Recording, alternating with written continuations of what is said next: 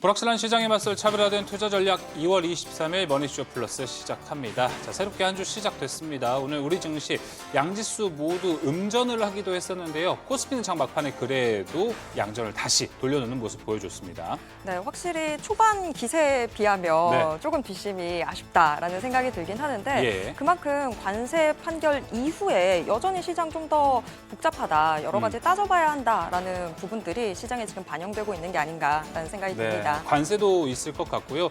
오전 한 10시 조금 넘어서 뉴욕타임즈에서 이제 미국이 이란에 좀 더 공격을 할 수 있을 가능성이 높아졌다라는 속보와 함께 시장에 빠져왔고 지정학적 리스크도 조금 불거져 있는 것 같습니다. 여기에 대한 해결책 이야기 오늘 모두 준비해봤습니다.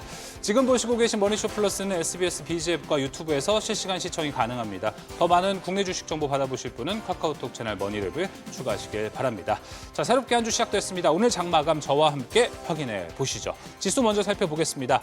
코스피는 0.65% 상승 전환, 하락기를 했기 때문에 상승 전환이라는 말씀을 좀 드립니다. 5,846포인트에 마감됐고요. 코스닥은 0.18%, 그래도 낙폭을 좀 줄여냈다는 데 의의를 좀 둬야 될 것 같습니다. 1,151포인트에 오늘 장 마감됐습니다.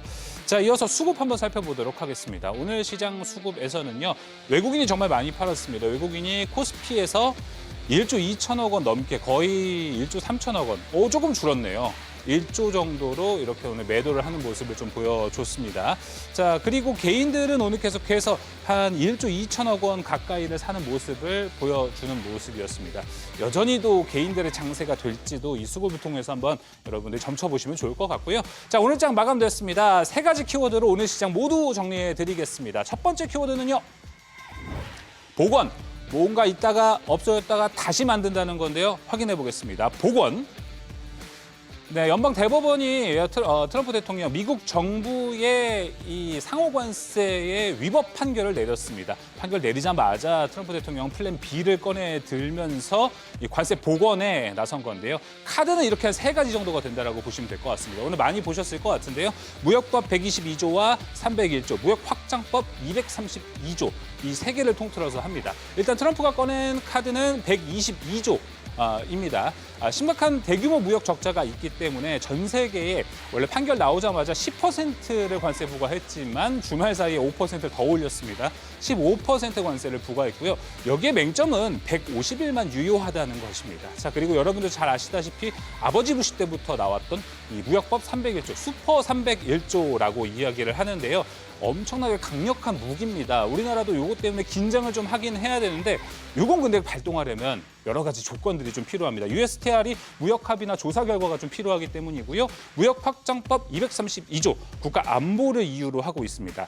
자, 그래서 일단 시나리오 상으로는 자, 무역법 122조가 150일 동안 약 5달 동안 지속이 될 것으로 보이기 때문에 3월부터 7월 어느 정도까지는 됩니다. 자, 근데 가장 중요한 11월에 중간 선거가 기다리고 있죠. 자, 여기가 사실 공백으로 될 가능성이 높은데 트럼프 대통령이 중간 선거 앞두고 내치적과 업적을 흐릿하게 만들까요? 그렇기 때문에 232조와 122조를 함께 컴바인해서 좀 나갈 수 있다라는 이야기도 현재 나오고 있습니다.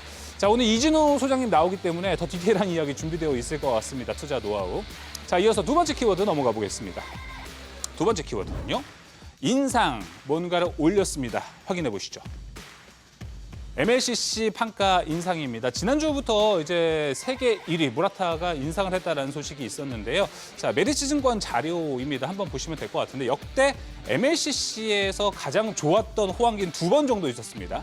가격 인상 사이클, 2017년, 16년 정도에 보시면 될 것 같고요. 코로나 시절 특수도 있었습니다. 자, 이때는 가동률도 높았고요. 영업이익률도 높았습니다. 자, 근데 최근에 삼성전기가 지금 공장을 풀가동하고 있다는 이야기를 많이 들으셨을 겁니다. 가동률은 높습니다. 근데 영업이익률이 왜 이렇게 낮아질까요? 코로나 특수 이후로 MLCC 판가가 많이 내려갔고요. 그다음에 이제 원가도 올라갔기 때문에 영업이익률이 많이 좋아지진 않았습니다. 풀가동했는 데에 요즘 좋은 주가를 보였다면 추가적으로 이제 P와 Q가 다 올라갈 수 있는 구간이 들어올 수 있다라는 관측도 현재 나오고 있습니다. 자, 보시다시피 작년에 돈은 잘 벌었습니다. 24% 전년 동기 대비 늘어났지만 여전히 영업이익률이 10% 미만이라는 것. 아직도 긍정적인 시나리오도 그려볼 수 있는 삼성전기. 오늘 증시 인사이트에서 한번 이야기 나눠보도록 하겠습니다. MLCC 관련주들 상당히 많죠? 한번 정리해 보겠습니다. 삼성전기가 대장주이고요. 사막컨덴서, 아모텍, 코스모신소재, MLCC 좀 트레이딩 해보신 분들은 많이 보셨을 법한 종목입니다. 자, 근데 이 중에서 다 필요 없고 삼성전기가 가장 좋다라는 이야기가 나오고 있고요. 오늘도 공부하게 되면서 새로 알게 된 종목 중에 하나는 GIS입니다. 여기도 좀 자세하게 잠시 후에 패널들과 이야기 나눠보도록 하겠습니다. 자, 이어서 세 번째 키워드 가보겠습니다. 세 번째 키워드는요. 풍년. 듣기만 해도 좋습니다. 풍년 뭘까요? 자, 전력기기 MLCC 못지않게 좋습니다. 끝나지 않은 풍년. 여기는 아무래도 더 호황기가 오래 갈 것 같습니다. 자, 작년부터 나왔었던 이 765kV 초고압 변압기에 대한 좋은 이야기들이 많이 나오고 있습니다. 압도적인 경제 성과 효율을 보이고 있습니다. 왜냐하면 이제 고압으로 가면 갈수록 전압이 올라가면 올라갈수록 손실률이 줄어든다는 게 가장 큰 장점으로 보시면 될 것 같습니다. 대규모 프로젝트, 대용량을 손실 없이 보낼 수 있는 특장점을 갖고 있기 때문에 초고압 변압기, 우리나라 빅3가 잘하고 있죠. 자, 그래서 정리 한번 해봤습니다. 자, 글로벌 기업들과 함께 비교를 해보면요. 아마 히타치 에너지, 지멘스, GE 베르노바가 세계 글로벌 기업들입니다. 여기 우리나라도 포함이 되어 있어서 한 10개 정도가 되는데 중국 업체들은 뺐습니다. 자, 우리나라 빅3들은 이런 장점들을 갖고 있고요. 현재 미국과 관련된 이런 이벤트들도 갖고 있고 LS 일렉트릭은 있진 않지만 HVDC가 있기 때문에 이것 또한 대단한 무기다라고 보시면 좋을 것 같습니다. 관련된 종목들 한번 살펴보겠습니다. 네, 오늘 너무 좋았습니다. HD현대일렉트릭 5%, 효성중공업 4%대, LS 일렉트릭도 4.49% 올랐습니다. 오늘 모처럼 중소형 종목에 속하는 상일전기가 10%대 상승세를 보여줬습니다. 여기에 대한 전략도 한번 이야기 나눠보도록 하겠고요. 전선과 관련된 종목, 대원전선이 오늘 상한가에 가는 모습도 나타났습니다.